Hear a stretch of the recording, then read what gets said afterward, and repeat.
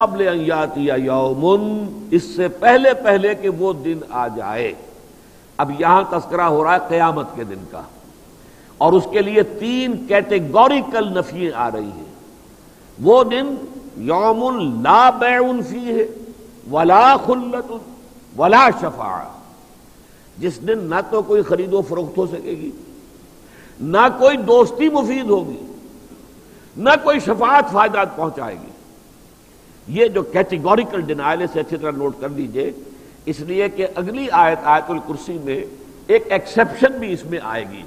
شفاعت جو ہے اس کی ایک شکل ہوگی اور وہ جائز ہوگی، لیکن ابھی جو ہے کیٹیگوریکل ڈینائل جو ہے اسے ذہن میں رکھ لیجئے، اور یہ بھی نوٹ کر لیجئے کہ اس سے بھی زیادہ سخت کیٹیگوریکل ڈینائل جو ہے ان چیزوں کا دو مرتبہ سورہ بقرہ میں پہلے آ چکا ہے، ایک اس کے 6 رکوع میں اور ایک 15 رکوع میں۔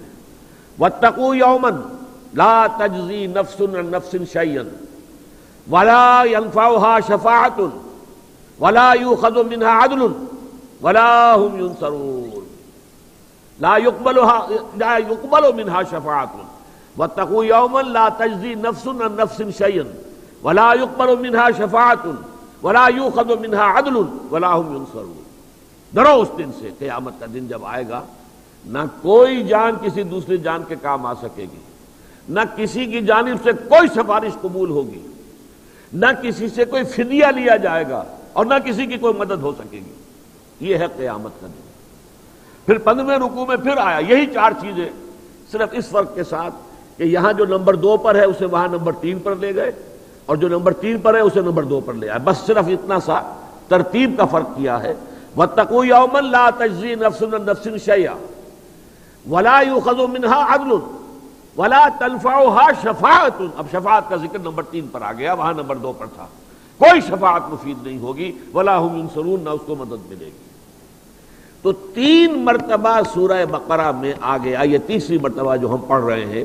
وَاتَّقُوا يَوْمًا، فرمایا من قبل ان یاتی یوم لا بیع فیہ ولا خلۃ ولا شفاعہ، یعنی قیامت کے دن کام آنے والی شے انسان کے اپنے اعمال ہوں گے، اصل شے جس پر کہ فیصلہ ہوگا، اگرچہ فیصلہ کن شے آخری اللہ کی رحمت ہوگی۔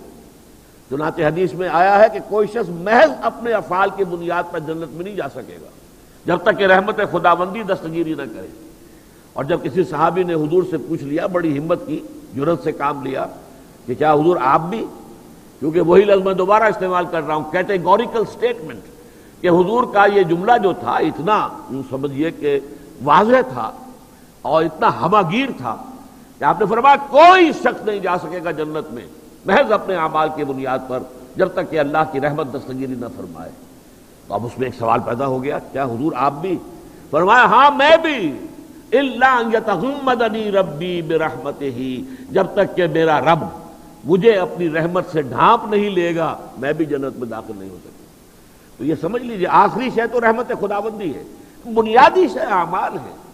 یہ رحمت بھی اعمال پر آتی ہے، آپ نے اپنی سی محنت کی ہے، آپ نے اپنی سی کوشش کر لی ہے، چلیے پھر بھی آپ یہ ایک سمجھیے کہ ایک مارک ہے ریکوائرڈ، ایک معیار، اس تک نہیں پہنچ سکے، لیکن آپ نے اپنی سی کوشش کی ہے، اللہ تعالیٰ کنڈون کر دے گا، تلافی کر دے گا، اپنی رحمت سے جو ہے اس کی تلافی کر دے گا، یہ دوسری بات۔ لیکن آپ عمل سے بالکل عمل سے، یہ جو علامہ اقبال نے کہا ہے کہ عمل سے فارغ ہوا مسلمان بنا کے تقدیر کا بہانہ، اسی طرح اللہ کی رحمت کا بہانہ بنا کر یا رسول اللہ کی شفاعت کا بہانہ بنا کر انسان جو ہے اپنے آپ کو عمل سے فارغ کر لے، تو پھر نہ وہ شفاعت مفید ہوگی اور نہ ہی وہ اللہ تعالیٰ کی رحمت جو ہے وہ دستگیری فرمائے گی۔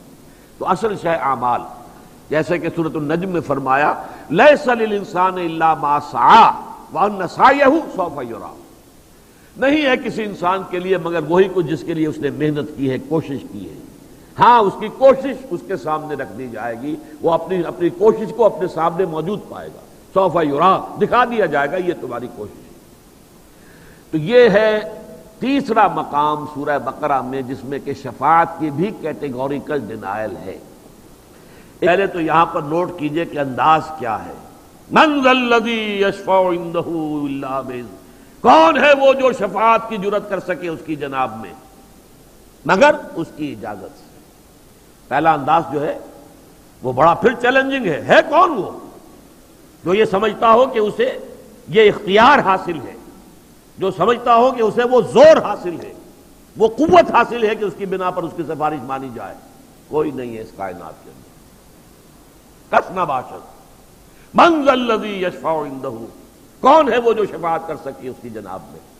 الا باذنہ، استثناء آ گیا، ہاں اس کی اجازت سے۔ اب اس کو لوٹ کر لیجئے، چونکہ ہمارے ہاں یہ مسئلہ ہے، بڑا اختلافی مسئلہ ہے، اس کی حقیقت کیا ہے؟ دیکھیے، پہلی بات تو میں نے آپ سے عرض کی کہ 3 دفعہ کی ایبسولیوٹ نیگیشن کے بعد، کیٹیگوریکل نیگیشن کے بعد یہاں اس بات آیا ہے۔ 3 دفعہ وہ میں گنوا چکا ہوں، سورہ بقرہ کا 6واں رکوع، سورہ بقرہ کا 15واں رکوع، پھر اس سے ایک آیت پہلے لا خلۃ ولا شفاعۃ، پھر آیا، اور پھر یہاں بھی انداز جو ہے بڑا پرجلال، من ذا الذی یشفع عندہ الا باذنہ۔ استثناء جو ہے اس کو بمقابلہ اس نفی کے اگر تولیں گے تو یہ بہت کمزور ہے اس کیٹیگوریکل ڈینائل کے مقابلے میں۔ نمبر 2، باذن ہی، اصل میں شفاعت کہتے کسے ہیں؟ شفع کہتے ہیں دوہری 6، وتر والشفع والوتر، یہ وتر جو ہے 3 نمازیں ہم پڑھتے، 3 رکعت پڑھتے وتر ہے، اور 2 پڑھتے ہیں، یہ شفع ہے۔ شفع یہ ہے کہ کسی کی درخواست کے ساتھ آپ بھی اپنی درخواست شامل کر کے اسے دوہرا بنا دیں۔ کوئی شخص معافی مانگ رہا ہے اللہ سے، اے اللہ مجھے معاف فرما دے، اللہم اغفر لی، آپ بھی کہیں اے اللہ معاف فرما دے اس کو، اللہم اغفر لہو، یہ شفاعت ہے۔ زندگی میں شفاعت ہوتی ہے، ہم کرتے ہیں، مردوں کے لیے کرتے ہیں، زندوں کے لیے کرتے ہیں۔ تو شفاعت اس معنی میں کہ دعا کی جائے، اے اللہ اس کو معاف فرما دے، اے اللہ اس پر رحم فرما۔ کوئی شخص اپنے لیے رحم مانگ رہا ہے، ہم بھی دعا کریں۔ البتہ دعا میں فرق ہوگا، کہیں کسی کے لیے نبی دعا کرے، جیسا کہ قرآن مجید میں آتا ہے کہ یہ منافق لوگ اگر جب ان سے خطا ہو گئی تھی، اگر یہ حاضر ہوتے حضور کی خدمت میں اور وہ خود بھی اللہ سے استغفار کرتے، واستغفر لهم الرسول، اور رسول بھی استغفار کرتے، تو لوجد اللہ توابا رحیما، تو وہ پاتے کہ اللہ تو توبہ کو قبول فرمانے والا اور رحم فرمانے والا ہے۔ تو گویا کہ زندگی میں بھی حضور شفاعت فرماتے تھے کہ اللہ تیرا یہ بندہ اپنی خطا مان رہا ہے، اے اللہ تو اسے معاف فرما دے۔ بس اوقات ایسا ہوتا تھا میں نے معاف کر دیا، اے اللہ تو بھی معاف کر دے، کیونکہ جو خطا ہوتی تھی ظاہر بات ہے وہ کسی دین کے معاملے میں ہوتی تھی نا، اور حضور چونکہ اس وقت کی جو جد و جہد ہو رہی تھی اس کے قائد تھے، تو گویا کہ وہ ان کے خلاف ایک بات جا رہی ہے، تو میں نے بھی معاف کر دیا، اللہ تو بھی معاف فرما دے۔ یہ شفاعت قیامت میں بھی ہوگی، البتہ 2 اذن اس کے ساتھ شامل ہے۔